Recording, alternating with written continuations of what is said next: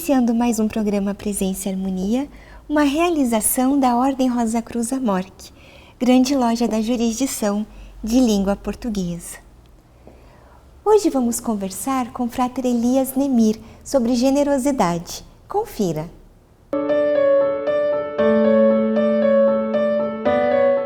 Frater Elias, que bom ter o senhor de novo aqui conosco no Presença e Harmonia. Muito obrigada. A alegria é toda nossa, né? É sempre um motivo, vamos dizer assim, de muita alegria estarmos aqui, né? Muito obrigada mesmo. Frater, como a nossa conversa hoje é sobre generosidade, qual que é a importância de sermos generosos para o místico?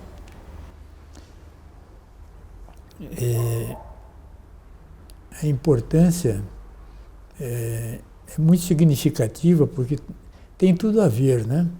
Nós temos que pensar na questão das ressonâncias da própria generosidade. Que aí nós vamos sentir o quanto o misticismo tem a ver com isso. Tá? Para não dizermos assim, ele está totalmente envolvido com a questão da generosidade. Sobre vários aspectos. Né? Então, a ressonância é justamente nesse sentido, de nos mostrar que ela está em tudo. Entendeu? Porque, veja, quando você aplica um ato de generosidade, aquilo não tem fim, ele é contínuo. Certo? Então, isso vai comprovando que tudo vibra, né? Que tudo é ritmo e assim por diante. Né? E a gente pode dizer que a generosidade está relacionada com as leis universais? Podemos, claro. O cuidado só que nós precisamos ter, que às vezes a gente quer fazer comparações, né? Por exemplo, generosidade é uma virtude, quer descrever, vamos dizer assim, dar uma qualidade para a generosidade. O muito mais importante é nós vermos ela como parte justamente das leis. Tá? E através da generosidade, veja, nós vamos comprovar a lei maior. Qual que é a lei maior? É o amor. Então a generosidade comprova realmente que o amor funciona, que o amor existe, que o amor é uma lei. Uma lei, vamos chamar assim, divina. Certo? E já que estamos falando do amor, que sentimentos a gente pode relacionar à generosidade? Que sentimento? Isso. Por exemplo, nós falamos muito na ordem da questão da lei de Anha, não é? Quer dizer, fazer um bem, fazer alguma coisa, fazer com que a alegria esteja presente, que o bem-estar esteja presente, que a felicidade esteja presente. E é justamente isso a generosidade. Ela vai nos mostrando, até mesmo, veja, a generosidade tem uma coisa muito importante, que é através do sentir. Ela é muita emoção. Ela é uma coisa mais ou menos, é um ato que você faz assim, espontaneamente. Não é uma coisa que você fica pensando, analisando. Você sentiu, você imediatamente faz. Quem recebe, imediatamente ele tem a mesma, vamos assim dizer, a mesma vontade de transmitir aquilo de uma outra forma, num outro gesto, mas que aquilo seja transmitido. Tá? Então a gente vai vendo que é uma coisa perene, generosidade é perene.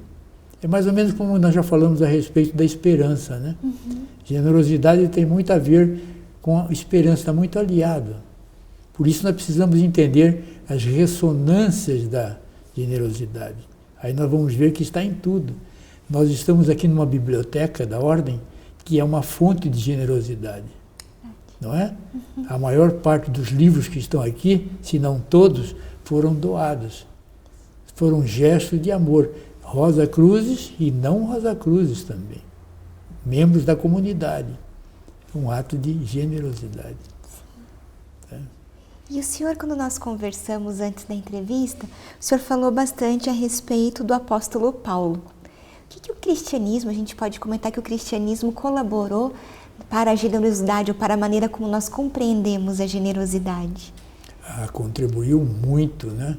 Muito. Porque se nós observarmos bem, estarmos atentos à mensagem do Divino Mestre, quer dizer, de Jesus, nós vamos ver que de muitas formas ele falou da generosidade, com outras palavras, com outros significados.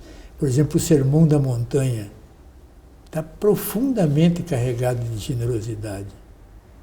O Pai Nosso, profundamente carregado de generosidade. E os atos dele. E o principal ato dele, quando ele disse: eu estarei convosco até o fim dos tempos. Veja que ato de generosidade suprema, divina. Então, a mensagem, vamos dizer assim, do Divino Mestre, é muito profunda.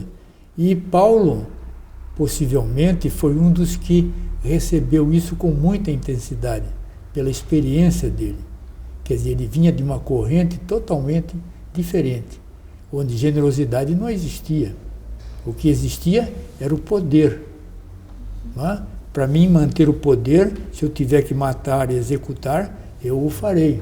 Eu sou treinado para isso. Então, de repente, eu me converto para ações totalmente diferentes.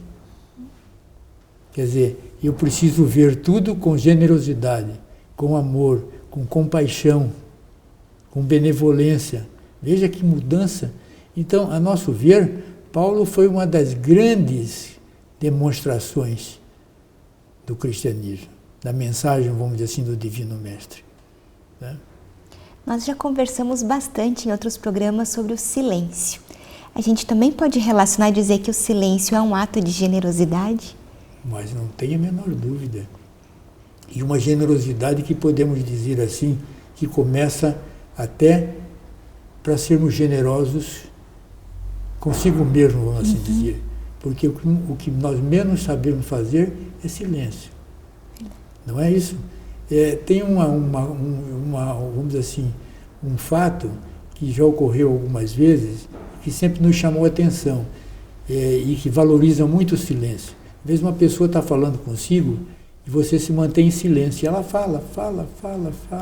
Às vezes 5 minutos, 10 minutos, 15 minutos, e tudo bem. E daqui a pouquinho ela diz: mas como eu estou me sentindo bem, algumas coisas eu entendi como se você tivesse falado comigo.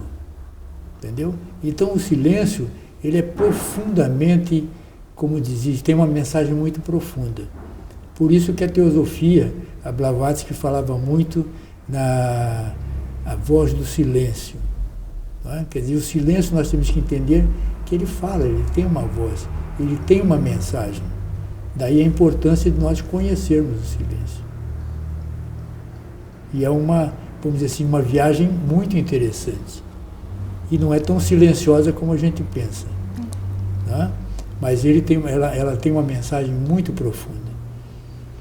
E que relação a gente pode estabelecer entre a generosidade e a gratidão? Nós temos o hábito, às vezes, de querermos, vamos dizer assim, dar um significado para as palavras, às vezes até de forma diferente. Mas são duas ações, vamos assim dizer, duas atitudes, né, muito próximas. Porque se você recebe, vamos dizer assim, um ato de generosidade, você vai corresponder com uma generosidade, mas com a gratidão. Certo? Por isso que ela é muito carregada de emoção e nos atinge profundamente, que eu diria mais ou menos assim, não é uma mensagem de mente para mente, é uma mensagem de coração para coração. Não tem aquela coisa, parece que bateu. A gente não tem pessoas que você olha para a pessoa assim, parece que dá uma liga, bateu. Então, a generosidade tem muito a ver. E veja bem, se a pessoa não corresponde com o sentimento de gratidão, ela possivelmente vai ter que ter uma nova experiência. Mas no caso vamos assim dizer, desse processo, é interessante porque como ele não tem fim, ele sempre se não é correspondido na mesma altura, mas ele é correspondido de alguma forma. Como já tem alguns vídeos circulando pela internet, né?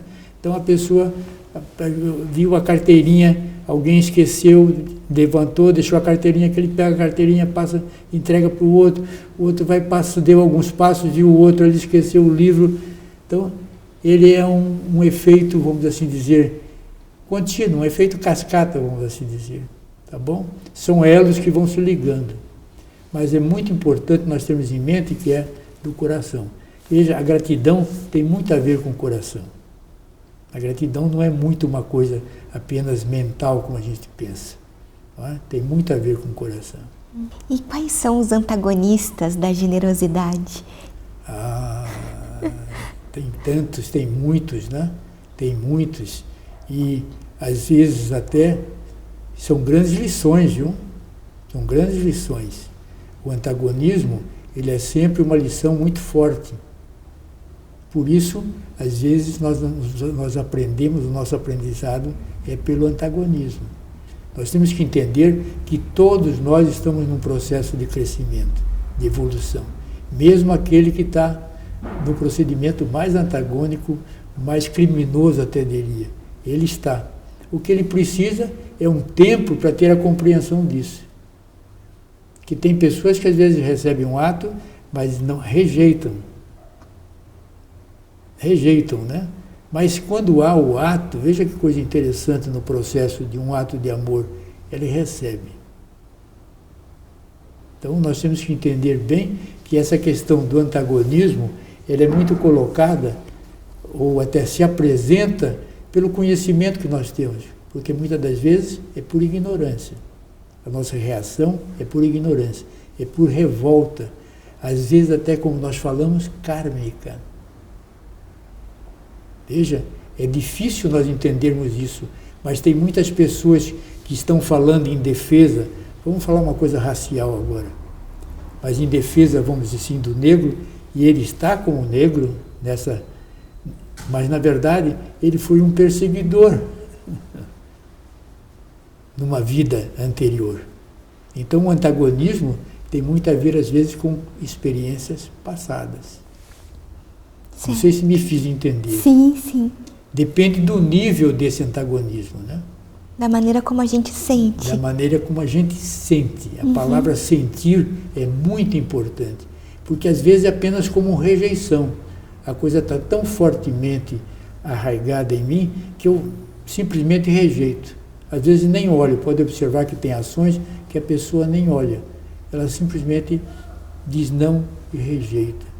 E nós temos que entender que às vezes também são pessoas que estão vivendo um processo delicado, às vezes mental, às vezes algum distúrbio, alguma dificuldade. Entendeu? Então, a compreensão deve vir de quem? Sim, né? De si, né? Daquele que está fazendo o ato. Entendeu? O ato não pode ser uma imposição. Eu estou querendo passar para você, você tem que receber. Não é assim. Infelizmente, às vezes se fazem doações até com essa intenção, com segundas intenções. Se faz um ato de bondade, vamos assim dizer, mas por trás dele tem alguma outra coisa. Por isso que precisa de ter a emoção, o sentir. Isso é importantíssimo. E a generosidade, ela pode ser entendida como uma virtude que nos auxilia em nosso caminhar pela senda do autoconhecimento? Muito, né? E é interessante que às vezes se encontram posições, mais ou menos, de colocar a generosidade como, quer dizer, não é uma virtude, entendeu? Mas a gente precisa ter cuidado, porque às vezes você deixa de fazer algo porque você está simplesmente entrando no mérito da questão, vamos assim dizer, da definição daquele ato. E então ele acaba perdendo todo o seu sentido, todo o seu significado. Então são muitos os que a generosidade, vamos assim dizer, possa ter a sua contribuição, a sua participação. Tá? Não sei se respondi. Sim, sim. Tá? Mas é interessante justamente porque o ato, como a senhora disse bem no começo, é a questão do sentir. Isso é muito, muito forte na generosidade. Nós falamos sobre a lei de Anra, né? E também como Rosa Cruzes, a gente também aprende muito a importância do servir, né? O serviço. Isso também tem relação com a própria generosidade? Tem. Porque, veja, o servir, ele é quase, vamos dizer assim, como uma escola, como um aprendizado. Então, tem três pontos muito importantes que, como nós falamos a respeito da mensagem do Divino Mestre, então, tem determinado momento que no próprio cristianismo você pode encontrar, no misticismo, faz parte da mística, né? Tem um momento que nós estamos como servidor. Né? Então você está praticamente aprendendo a servir. Tem tudo a ver com a generosidade, você está aprendendo, está fazendo a generosidade através do servir, porque o servir é altruístico. Então você está sendo reconhecido como um servidor. Você vai avançar um pouquinho mais e você vai ser reconhecido como amigo. Então você já está mais fraterno, mais fraternidade, mais universal. Entendeu? Então você já está sendo visto como o amigo. Nós estamos falando agora em energias mais elevadas, vamos dizer assim, no mundo divino, vamos assim dizer. E aí, no terceiro ponto, você vai ser reconhecido como filho. Quer dizer, você faz parte do trabalho, você faz parte da família, você faz parte da fraternidade. E esse é um processo que você vai aprofundando. Você tem a generosidade, você tem a gratidão, você tem a compaixão, você tem a benevolência. Então você vai aprendendo, entendeu? Aí entra uma questão das bem-aventuranças, para a gente entender algumas mensagens, para a gente entender a mensagem do Pai Nosso, que é profundamente mística. Profundamente mística. E que, de certa forma, vai nos dando esses indícios dessa caminhada. Sim. E aí a gente fala de generosidade, a gente sempre, né, pensa em generosidade com o outro. Mas se nós pensarmos mesmo, nós devemos ser generosos primeiramente com quem? Generoso consigo mesmo. Veja que coisa mais linda. A gente começa a falar e você sempre volta. Onde que está essa mensagem profundamente da generosidade que o Divino Mestre deixou? Ama teu próximo como a ti mesmo.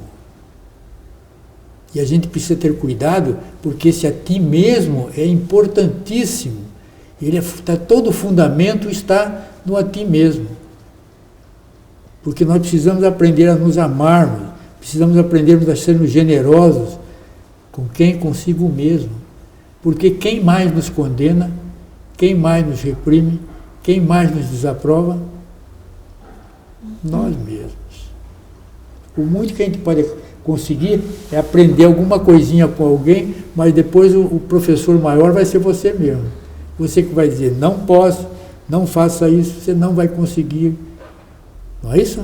Isso. Começa a impor uma série de condições que não tem nada a ver com o nosso crescimento, com o nosso desenvolvimento. Então nós precisamos aprender a ser generosos conosco. E quanto mais generosos nós somos conosco, a generosidade é natural. Sim. Ela passa a ser uma coisa natural. Isso tem um pouco a ver com o domínio do ego? Tem muito a ver com o domínio do ego. E aí agora nós precisamos ter um cuidado, porque o ego, vamos dizer assim, é uma força, né, para o nosso desenvolvimento, para o nosso crescimento, entendeu? Agora, o que ele não pode ser o dominador. Então nós temos que ter todo um conhecimento para ir fazendo um trabalho, para que ele sempre fique no seu lugarzinho devido, entendeu? E isso nós vamos aprendendo através do processo de aprendizado, de educação, de crescimento. Aí entra o misticismo. A forma como o misticismo é apresentado, quando é bem apresentado. Entendeu? Então, é uma implicação de que, como é que eu diria assim, mais ou menos, o ego, ele vai nos fortalecendo, que nós precisamos ter cuidado para que ele não seja o dominador. Mas ele é um defensor nosso. Entendeu? Então, porque para nós sairmos, nós temos que entender que quando o ego praticamente veio conosco. Tá? Então ele vai se desenvolvendo no nosso crescimento.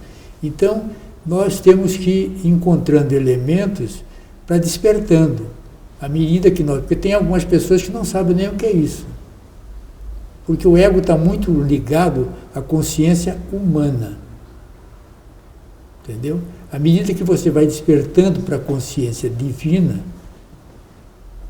você vai, alguns preferem até falar da consciência crística, do amor crístico, você vai se ligando mais à consciência divina. Aí entra o quê? O reconhecimento da fraternidade, do amor incondicional. Então você vai se ligando mais à consciência divina. Então ele faz parte do processo de crescimento. Mas nós temos que tomar consciência que ele está presente. Certo? Sim. E felizes daqueles que tomam consciência disso. Certo? Mas ele está sempre conosco, nos auxiliando nesse crescimento. Frater Elias, nós também conversamos, o senhor nos explicou que, na verdade, a generosidade ela é uma espiral, como o senhor estava comentando, que pode nos conectar, ajudar a nos conectar a consciências mais elevadas, né? Mas é que uma coisa importante é aquele saber, aquele conhecimento do coração. O senhor pode nos falar um pouco mais a respeito disso? Bom, felizmente, nós estamos vivendo um momento muito especial, né? Para até nós entendermos como nós estamos num processo de evolução, de crescimento, muito maior do que se pensa. Né? Então nós temos que ter cuidado para não deixarmos nos envolver com algumas ocorrências bastante delicadas que estão por aí. Porque, na verdade, tem algo muito precioso que está acontecendo com todos nós. Não é só com A, com B, com todos nós. Quem sabe aqueles que tenham mais consciência estão aproveitando mais disso tudo. Então, hoje, o que está acontecendo? A própria ciência já está falando no quê? Na inteligência do coração. A própria psicologia está se envolvendo com isso. Hoje já estão falando em psicologia positiva, não é? Quer dizer, justamente para nós aprendermos a ver o desenvolvimento, o crescimento do ser humano como algo profundamente positivo. Positivo no sentido de crescimento vertical, de ascensão, vamos assim dizer. Né? Então, hoje, felizmente, né, já se está com essas pesquisas, vamos dizer assim, bastante avançadas, de que o coração é um órgão muito mais importante do que se pensa. E importante no nosso crescimento, na nossa tomada de consciência. Agora, veja que coisa mais interessante. Isso é coisa nova? Não é coisa nova. Isso é milenar. É muito, mas muito, muito, muito, muito. Se nós tivermos a paciência de observarmos algumas, vamos dizer, algumas representações no mundo egípcio, nós vamos ver o coração presente. Só que a leitura que foi feita não foi a leitura que deveria ser feita, que hoje pode ser feita. A pergunta que fica, eles tinham consciência disso ou não? Se não todos, possivelmente alguns tinham. Não é? Porque na Câmara de Marte tem uma mensagem muito interessante. Aliás, até uma imagem, que é a imagem da balança. Não é? Onde se é dito que vai se colocar o coração num prato e uma pena no outro.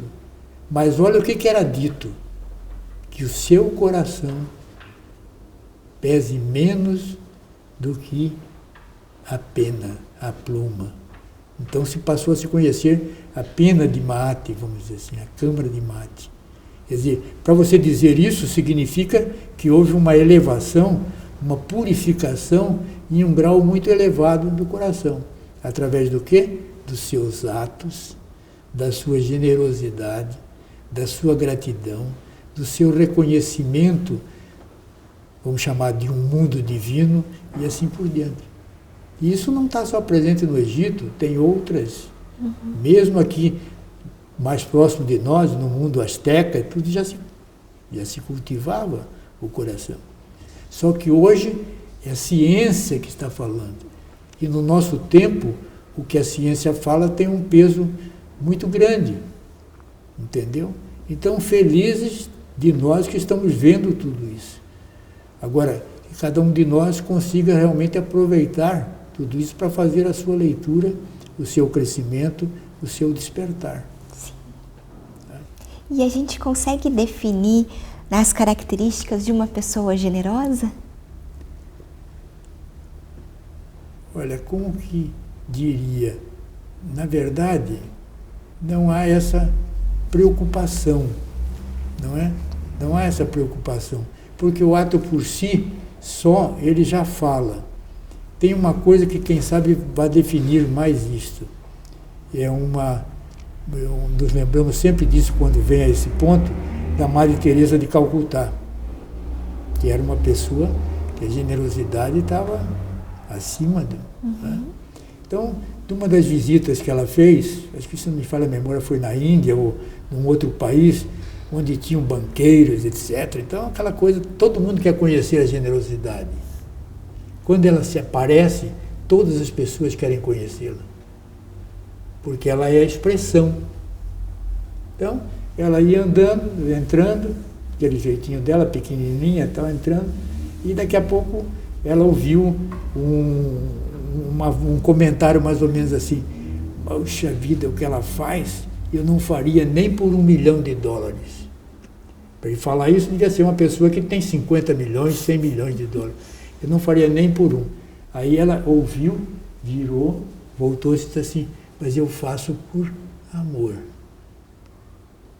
O que eu faço por amor."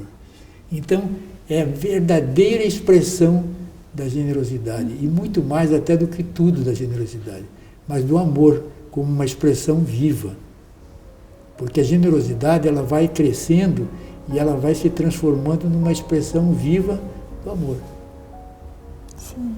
Então é uma escolinha do amor. Isso. Eu acho que não poderíamos terminar com imagem melhor, acho que esse programa sobre generosidade. Agradeço muito, Frater Elias, por todo esse conhecimento que o senhor nos trouxe hoje. Nós que agradecemos, tá bom? Muito obrigada. Tá bom, obrigado a vocês. Aproveito para lembrar do nosso e-mail, presenciaharmonia@morc.org.br. É muito importante para nós essa via de comunicação que nós temos com você que nos assiste. Agradecemos a participação conosco hoje e até o nosso próximo encontro. Paz profunda.